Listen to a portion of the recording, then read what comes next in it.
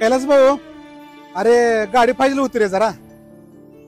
बरोबर आहे संजू भाऊ, पण गाडीमध्ये पेट्रोल नाही. अरे भाऊ नसू दे, गाडी ती तुझी, मी त्यात पाणी टाकून घेऊन जातो रे. अरे संजू भाऊ, तुला काय येड बीड लागलं का? गाडीत कोणी पाणी टाकतं का? चल हाल. अरे भाऊ बर ठीक आहे, बर काय कर, तुझी रिक्षा तर दे, त्या रिक्षामध्ये ना मी राखेल टाकून घेऊन जातो. अरे संजू भाऊ, तू का डोक्या बिकार पडला का? माझ्या गाडीमध्ये राखेल ओतल्यावर माझ्या गाडीचा पार्ट खराब होत नाही का? एकदम बरोबर बोललास कैलास भाऊ तू.